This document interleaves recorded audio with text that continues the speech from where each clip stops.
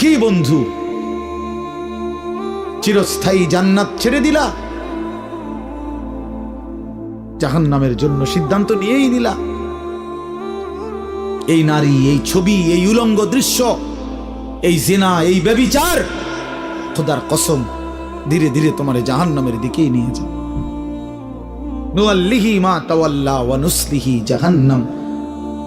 আল্লাহ বলছে, যে বান্দা আমার রাসূলের বিরুদ্ধাচরণ করবে এবং আমার ঈমানদার বান্দারা যে পথে চলে তার উল্টো পথে চলবে, আল্লাহ বলেন আমি তাকে সেই উল্টো পথেই চালাবো এবং একদিন সত্যি সত্যি আমি তারে জাহান্নামে ফেলে দেব।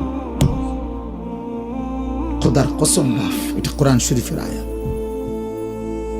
আমি এই মাত্র বলে আসছি, বলছি তোমরা যারা আমার একটা কথা মনে করো বাপ, ছেলেদেরকে তোমাদেরকে বলি, বাবা সারা দিন সারা রাত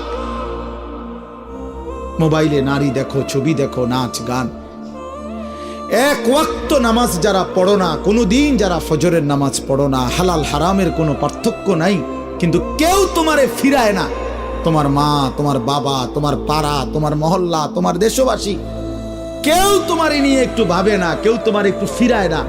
একটা বার বলে না যে এই বাবা তুই কোন রাস্তায় যাচ্ছিস, কিরে তুই মুসলমানের ঘরে জন্ম নিয়ে এত নষ্ট হয়ে যাচ্ছিস কেন?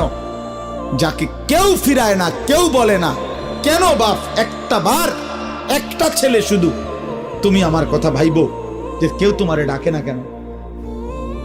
365 দিনে, খোদার একটা বছরে কোনোদিন ফজরের নামাজ পড়লা না, অথচ কেউ তোমার একটু বলেও না কিরে বাবা তুই মুসলমানের ঘরে জন্ম নিয়ে ফজরের নামাজ পড়স না কেন? সারাদিন রাত তুমি মোবাইলের মধ্যে নারী নিয়ে, ছবি নিয়ে পড়ে থাকো, কিন্তু আপন মা বাবা, আত্মীয় স্বজন, পাড়া পড়শি কেউ তোমারে ফিরাইবার জন্য একটু ডাকেও না, বলেও না। এমন হয়ে গেল কেন তোমার জীবনটা? কেউ তোমারে বাঁচাইতে চায় না কেন? মনে রাখো বাপ, মূল কারণ একটাই, তোমার উপরে আল্লাহর লানত পড়ছে, খোদার লানত, খোদার গজব পড়ছে তোর উপরে। এই জন্য আল্লাহর